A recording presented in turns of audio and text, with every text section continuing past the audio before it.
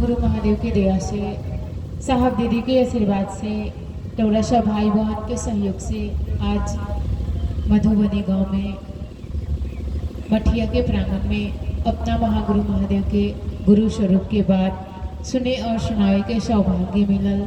महादेव के दया बा, साहब दीदी के आशीर्वाद बा। बहुत देर से हमरा एक एक भाई बहन से अपना गुरु के बाद सुनातानी सन, सुनावतानी सन। बहुत सारा बात भइला, टोरा लोग सुननी हालो। हमरा जी अपना गुरु शिव की बात सुने और सुनावे खातिर उपस्थित भइल बानी सन। हमरा के साहब हरिंद्रानंद कहनी महादेव को गुरु मानिए और शिष्य बनिए। शिष्य बने खातिर हमरा के साहब कहनी महादेव तो गुरु बानी, लेकिन हमरा और शिष्य नहीं खीसन।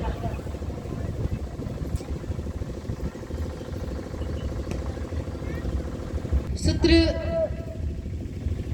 सब कोई जानता लेकिन समझत नहीं थे। साहब कहता नहीं कि धरती पे तो नहीं, इस भारत देश में, इस भारत में कोई भी ऐसा व्यक्ति नहीं होगा जो नहीं कहेगा कि मैं नहीं जानता कि महादेव गुरु हैं। लेकिन सब कोई जाना ताटे, लेकिन अब समझावे कि हमरा पड़ी कि सूत्र कहता का हमरा करत का बानी सन। सूत्र जानना में और समझना में अंतर होला दीदी। जानत तो बानी सन लेकिन समझत नहीं की सन। सूत्र के हमरा रट गइल बानी सन। रटल ना जाओ, एकरा के समझल जाओ। साहब कहता नहीं समझिए कह क्या रहे हैं। पहला सूत्र में हमरा के साहब कहने आप अपने गुरु शिव से दया की याचना करिए। दया मांगे निशन कि हे शिव, रौरा हमार गुरु हैं, हमरा और शिष्य हैं, हमरा पर दया करी। ऐसा दया करी कि हमार मन समझ जा कि रौरा हमार गुरु हैं। जगत में भी या कोई से भी कुछ मांगे के शर्त का बा कि जेकरा से हमरा कुछ मांगे निशान वो हमरा रौरा नजर के सामने होई, हमरा रौरा ध्यान में होई तो मांगल जाए, तो तभी उस सामान हमरा रौरा मिली, वस्तु मिले। अगर महादेव से दया मांगत तारी सन, साहब करी अब अपने गुरु शिव से दया की याचना करिए। महादेव से कबो भनिसन देखल जाओ का महादेव हमरा रौरा ध्यान में बानी। महादेव से दया मांगतानी का महादेव ध्यान में बानी। माँ भगवती से दया मांगतानी का माँ भगवती ध्यान में बानी। साहब दीदी से दया मांगतानी, साहब दीदी का ध्यान में बानी। अगर दया मांगतानी, दया मांगते वक्त महादेव ध्यान में बानी, तब तो दया मांगल कारगर हुई। अगर महादेव ध्यान में नहीं थी, ध्यान महादेव से मुंह दया मांगता और ध्यान कहीं और बार खेत में बेटा के पास या बेटी के पास, तो वो दया मांगल कारगर ना हो, फलित ना हो। ध्यान देवे के पड़ी कि जब भी हम लोग दया मांगल जाओ, हमरा ध्यान में महादेव होखी, तबे वो दया मांगल कारगर होई। माँ भगवती से दया मांगतानी सन, माँ भगवती ध्यान में होखे, सामने होखे, मन के नजर के सामने होखे तो दया मांगल कारगर होई। साहब दीदी से दया मांगतानी तो साहब दीदी ध्यान में होखी, तब दया मांगल जाओ कि साहब दीदी ऐसा दया करी, ऐसा आशीर्वाद दी कि हमार मन समझ जाओ कि महादेव हमारे गुरु हैं। ये माँ भगवती ऐसा आशीर्वाद दी, ऐसा दया करी कि हमार मन समझ जाओ कि महादेव हमारे गुरु हैं।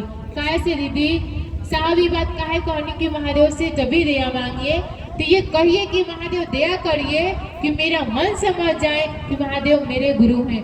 सूत्र में तो एक तरीका से नहीं निकले, लेकिन 2-4 साल होता साहब कहनी काहे से कि हमरा रौरा 2 साल 4 साल 10 साल 12 साल 15 साल महादेव के गुरु मान ले भाई, लेकिन हमारा और अभी मन नहीं थे समझत कि महादेव हमारे गुरु हों।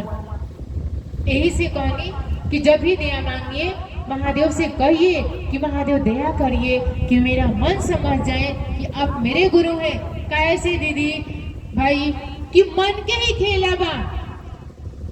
पति पत्नी एक बिस्तर पे सोए लालो, लेकिन कोर्ट में मुकदमा होला, तलाक होला। कहाँ शरीर में लगे कि मन नहीं खे मिलत। भाई एक थाली में खड़ा खा के बड़ा हो गया लो, एक रूम में रहे ला लो, लेकिन फिर भी धन खातिर झगड़ा होला। मन कहाँ समझता। वही तरीका से हमारा और भी अभी मन नहीं खे समझत कि महादेव हमार गुरु हवन। जब हमारा और मन समझ जाई कि महादेव तू हमार गुरु हुआ, उस दिन कुछ बाकी ना लगी, कुछ कहेंगे ना पड़ी। जिकरा के समझेला कि बेटा हमारा घर हमारा, पति हमारा हवन, कहे कि ना पड़ेला कि पति खाती का कह जाए, बेटा खाती का कह जाए। सब कुछ अपने आप स्वतः हो जाला। वही गानी हम रौरा दया मांगल जा कि महादेव दया करा कि हमार मन समझ जा, हम शिष्य बन जाए। शिष्य बने खातिर महादेव से दया मांगे और भाई बहन के शिष्य बनावे खातिर महादेव से दया मांगे। दूसर का सूत्र साहब कहने कि आप उस महादेव को गुरु माने हैं, शिष्य बने हैं। दूसर का सूत्र जाओ लोगों को भी शिव का शिष्य बनाओ। हमरा रौरा मिलल बा शिव के शिष्य बनाओ के, यानी दूसरा सूत्र शिव गुरु की चर्चा। शिष्य बनाए खातिर हमरा रौरा की चर्चा माध्यम बाटे, साधन बाटे। जब तक ले हम रौरा कोई से बात ना कही जाई, कोई के समझावल बताओ ना जाई, फिर ओकरा के समझावल कैसे जाए कि महादेव गुरु हवन, वो समझी गेगा नहीं। लेकिन हम रौरा शिव चर्चा के कुछ और समझ गए बानी सन। शिव की चर्चा कोनो भी ऐसा बिंदु पे बात करे निसन तो ओकरा की चर्चा कहल जाला। लेकिन यहाँ आयल शिव गुरु की चर्चा, यानी कि जब से रौरा महादेव के गुरु मान ले बानी, शिष्य बनल बानी, महादेव से दया मांगतानी, प्रणाम करतानी, रौरा जीवन की दशा दिशा बदलल बा, रौरा जीवन में खुशी बाहर आयल बा। इहे बतिया अगला व्यक्ति के समझाई बताई कि हम महादेव के गुरु मान ले बानी, शिष्य बनल बानी, वो महादेव से दया मांगनी, प्रणाम करेनी। तो निरौरो महादेव से दया मांग के प्रणाम करके देखी।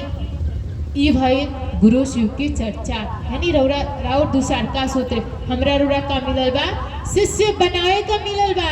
यानी कि अगला व्यक्ति जेकरा के भी रौरा समझावतानी बतावतानी, ओकरा से ऐसा बात करी कि जे महादेव के गुरु नहीं मान ले, महादेव के गुरु मान ले, जी मान ले बा, मान के बैठ ये काम के नहीं करत, ऐसा समझाई कि वो महादेव काम के करे लागे, वो दूसरा के शिव के शिष्य बनावे लागे, एरा हमें चले लागे। सचमुच में वो शिव के शिष्य बने, चले, रहे, ठहरे। तीसर का सूत्र हमरा रौरा के साहब कहनी, आप अपने गुरु शिव को नमः शिवाय मंत्र से प्रणाम करने के लिए नमः शिवाय मंत्र का सहारा ले सकते हैं। साहब हमरा रौरा के बताइए कि आप अपने गुरु शिव को प्रणाम करने के लिए नमः शिवाय मंत्र का सहारा ले सकते हैं। और हम रौरा माला से भी प्रणाम करे निसन, सांस से भी टुकड़ा टुकड़ा में प्रणाम करे निसन। 24 घंटा में माला से 24 घंटा में दिनात मिला के 24 घंटा होला। 24 घंटा में रौरा जब भी समय मिले प्रणाम कर सकतानी। इमे कोनो समय निर्धारित नहीं कल गए कि सुबह में करें शाम में करें, जब रौरा समय मिलता रौरा प्रणाम कर सकतानी। माला से जब भी प्रणाम करें, माला लेके बैठ गई, आंख मुंह बंद बा, मन समझता। माला करे से पहले अपना महादेव से दया मांगी, साहब दीदी से दया मांगी कि ये महादेव दया करो, हम तरह की प्रणाम करे जाता नहीं, दया करो कि प्रणाम हमरा से हो जा। साहब दीदी मदद करी लो, दया करी लो कि प्रणाम महादेव के चरण में पहुंच जा, हम प्रणाम कर सकी। माला उठानी, मन समझता कि हमार महादेव जिंगा फोटो में दिखे नी, उंगन हमरा सामने बानी, बैठल बानी, उनका चरण में अपन सिर झुकैले बानी, प्रणाम करतानी। तो एगो दाना घसकाई, फिर दूसर का दाना पर हमारा और इहे मन समझे कि अपना गुरु के प्रणाम करतानी, हमार सिर गुरु के चरण में झुकल बा, प्रणाम करतानी। तो फिर एगो दाना घसकाई, यानी 108 दाना के एक एक दाना पे हमारा और ईमान महसूस करे, समझे कि अपना गुरु के प्रणाम करनी है। अगर माला से प्रणाम करतानी माला से प्रणाम करते समय में सांस नमः शिवाय करता कि नहीं करत, एकरा के नहीं देखे के मन ई महसूस करे के ई देखे के बा कि हमार मानवा महादेव के प्रणाम कैलसा कि ना कैलसा। कैसे कि हमारा और तो सांस से मने मने सांस से प्रणाम करे के आदत हो गई बा, तो रोरा ई ध्यान नहीं दे कि हमार सांसवा नमः शिवाय करता कि नहीं करता तो भी अच्छा बा, नहीं करत तो भी ठीक बा। बात आवता समझ में दीदी? माला से हो गए, अब टुकड़ा टुकड़ा में केंगा करे के बा। कहीं रास्ता चलतानी या कोनो भी काम देखे बैठल बानी चुपचाप या बिस्तर पे गईनी, नींद नहीं लागत या रास्ता चलतानी, तो सोची कि हमार सांसवा कहत का बा। सांस अंदर जाता नमः बोलता, बाहर आता शिवाय बोलता, हम कुछ नहीं की करत, बस कानवा हमार सुनता, सांसवा स्वतः नमः शिवाय करता, हम कुछ नहीं की करत। अपना से सांस के खींचतानी नहीं के करे के, हर कोई के हर व्यक्ति के साथ दीदी नमः शिवाय करेला। हर व्यक्ति के साथ, एक स्वस्थ व्यक्ति के साथ 24 घंटा में 21,600 बार आवेला जाला। एकरा के सुने के प्रयास करी कि हमार सांस कहता का, अंदर जाता नमः बोलता, बाहर आता शिवाय, हम कुछ नहीं की करत, स्वतः सांस करताटे। माला से प्रणाम करें तरा और जगत जीवन आसान होई। और टुकड़ा टुकड़ा में सांस पर प्रणाम करें तो ओ महादेव से रिश्ता होई, ओ महादेव से नजदीकी होई। हम रौरा माला से प्रणाम करे निसन, रुद्राक्ष के कंगन माला पहने निसन, माला से प्रणाम करे निसन दीदी, तो 3 गो फायदा बा। पहल का फायदा बा कि हमरा रौरा मन के मैल साफ होला। मन के मैल है ईर्ष्या, जलन, दाह, द्वेष, ईर्ष्या, क्रोध, अहंकार, काम, वासना, इस सब मन के मैल है। जब माला से प्रणाम कैले तो धीरे धीरे ये चीज हमरा रोड़ा मन से खत्म हुई। दूसरा का फायदा बा कि हमरा रोड़ा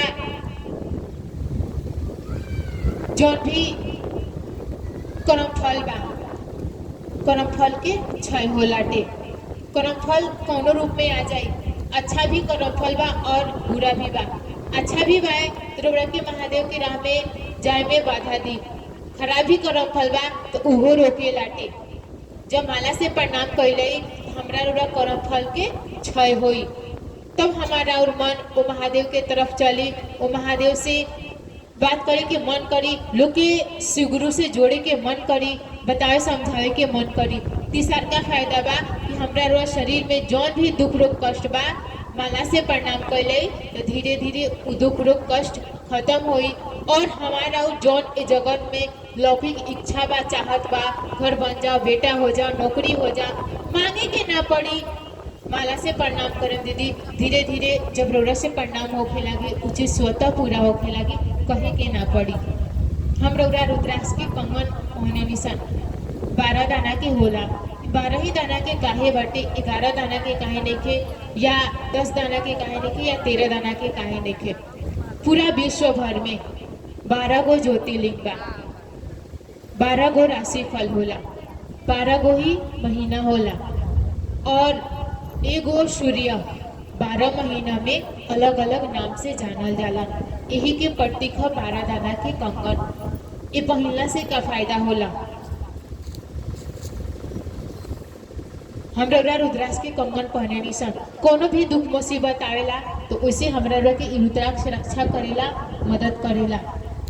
और अशरीरी सत्ता, जेकरा के बोलचाल के भाषा में भूत प्रेत के नाम देनी सन, उसे भी हमरा के रक्षा करेला, कोई के नजर गुजर से बचावेला और गुरु कार्य करे में सहायक होलाटे। तो इतना एक कंगन पहनला से फायदा बा। और जौन हमरा शब्द कोनो भी अपशब्द या कोई के प्रति गलत विचार सोचत आनी सन, एकर वैज्ञानिक भी रीजन बाटे कि ये पॉजिटिव चीज के रौरा अंदर प्रवेश करे देला, और जो नकारात्मक ऊर्जा बा रौरा अंदर, नकारात्मक सोच बा, ये वो चीज के निकालेला, और जो बीपी बा ओकरा के मेंटेन करके रखेला। तो रुद्राक्ष के कंगन माला पहनला से दीदी इतना सारा फायदा बा। कंगन माला पहन के हम रौरा शिव के शिष्य तो नहीं समझ सकत, लेकिन ये जगत में हमरा रौरा की लौकिक दुनिया में मदद करेला टे। रौरा कंगन माला पहन के शिष्य नहीं बन सकत, लेकिन रौरा असली चेला बानी कि नकली चेला बानी, ए धरती पे ना ब्रह्मांड में दुई आदमी पहचान सकता रन कि रौरा असली चेला है कि नकली चेला है। एगो महादेव, एगो साहब श्री हरिंद्रानंद। बाकी ए धरती ए ब्रह्मांड में कोई भी भूत प्रेत या देवी देवता बा, खाली राउर कंगन देख के, राउर रुद्राक्ष देख के रौरा के मदद कर दी। इतना ही कंगन माला में इतना ऊर्जा बा, इतना ताकत बा।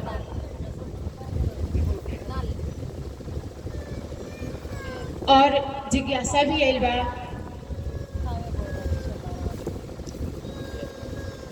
पूजा पाठ से भिन्न है शिवगुरु की चर्चा।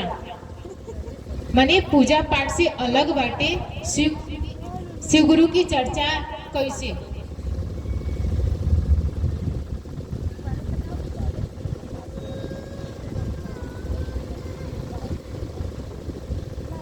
हम रौरा दीदी पूजा पाठ करे नहीं सन।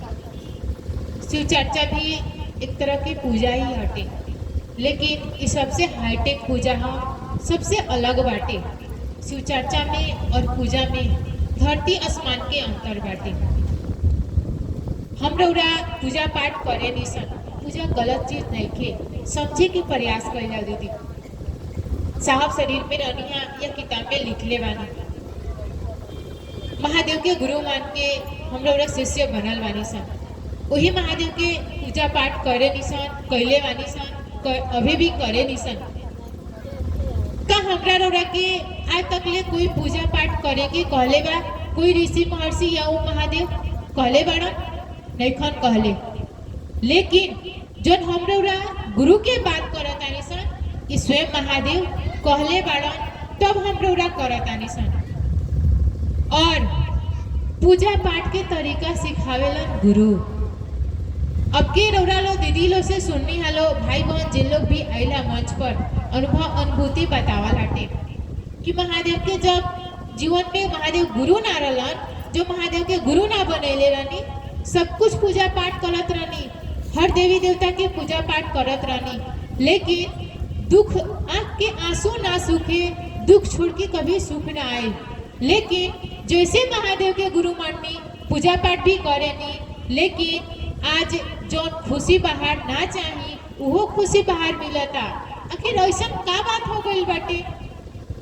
उहे महादेव कि जब गुरु ना मानले रानी, जीवन में पूजा पाठ करतानी, बाबा के रूप में पूजा करत रानी, भगवान रहलन, तब दुख ना जाओ, जीवन की परेशानी हल ना होके। लेकिन जैसे महादेव के गुरु मानी कि सब कुछ हल होके लागल, जीवन में बदलाव आ गए। आखिर का है पूजा करे खातिर तीन गो शक्ति के जरूरत पड़ेला। जे पूजा करावेला गुरु, उनकर शक्ति, जेकरा के पूजा पाठ करे निसन उनकर शक्ति, जे पूजा करेला उनकर शक्ति, हम रौरा। जब तीनों शक्ति एक होई, समाहित होई, तब हमरा से पूजा होई, तब पूजा के रिजल्ट आई। जो साधना उपासना करत आनिसन करे निसन उनके रिजल्ट आई। हम रौरा तो पहले पूजा करत रहनी हसन, वो देवी देवता भी रहला, पूजा करे वाला हम रौरा रहनी हसन। लेकिन जे पूजवा करावेलन गुरु, हमरा रौरा जीवन में गुरु ना रहला हन, यही से पूजा के रिजल्ट ना होतला, यही से वो महादेव या देवी देवता सुनत ना रहले हलो। अब का हो गइल बा? पूजा पाठ भी करत आनिसन, पूजा कराए वाला एगो समर्थवान गुरु के साथ मिल गइल बा कि हर कोई, हर देवी देवता उ महादेव सुनत आरन, पूजा के परिणाम मिलता, हमारा दुख मुसीबत कम होता। बात बुझाता? और अलग बाटे ओ महादेव से भक्त पूजा पाठ करे खातिर, भक्त भगवान के रिश्ता जोड़े खातिर चढ़ाई चढ़े के पड़ी, बहुत कुछ ऊंचा जाए के पड़ी। लेकिन ओ महादेव से गुरु शिष्य के रिश्ता बनावे खातिर कुछ भी ना करे के पड़ी। पूजा पाठ करे खातिर ओरा नहाए के पड़ी, धोए के पड़ी, का खैले बानी, का पीले बानी, सबके माने मतलब बाटे।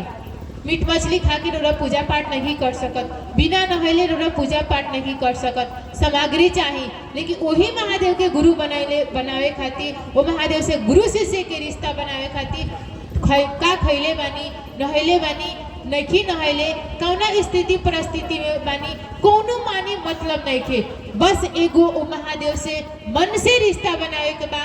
और गुरु अपने शिष्य के तलाश करेलन। जब रौरा शिष्य बने तो गुरु रौरा पास आईहन, रौरा के सिखाए बताए खातिर रौरा पास आईहन। ओ महादेव से भक्त भगवान के रिश्ता जोड़े खातिर रौरा चढ़ाई चढ़े के पड़ी। और आज तक इतना टेक्नोलॉजी की जमाना हो गई बा, हर कुछ बदलत आटे, बहुत दुनिया आगे डेवलप कर गई बाटे। तो का अध्यात्म के दुनिया में बदलाव ना होई? अध्यात्म में धूल ही जमा रही। पहले हम रौरा हर कोई के घरे चूल्हा पे खाना बनत रहला, गैठी से खाना बनत रहला, लेकिन आज हीटर हो गई बाटे, हर कोई के घर में गैस हो गई बाटे। हम रौरा पहले तार के पंखा हाँकत रहनी सन, लेकिन आज कूलर हो गई बा,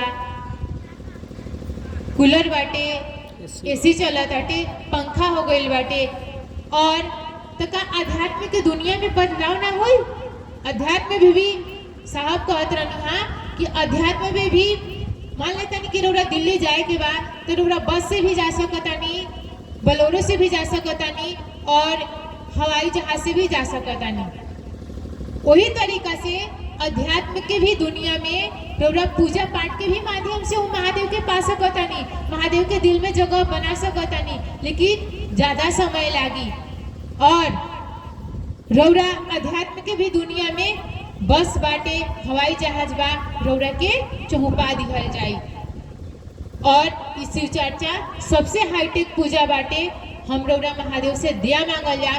और दीदी जब सूत्रवा कल जाई तो हमरा रौरा बुझा जाई कि मिलल का बा, हम रौरा करे का चलल बानी सन। बात समझ में आइल? हम रौरा महादेव से दया मांगल जा, प्रणाम कल जा और कहल जा कि सरकार दया करी, रौरा जेंगा चाहता नहीं हम रौरा हम कर सकी ऐसा आशीर्वाद दी। भाई बहन से शिष्य बनावल जाओ, महादेव के दया के परिधि में खुद रहल जाओ और भाई बहन के भी महादेव के दया के परिधि में रखल जाओ। यही आग्रह विनती के साथ फिर से रौरा सब भाई बहन के चरण में प्रणाम करता नहीं, हमरा प्रणाम के अपना अपना चरण में स्वीकार करी।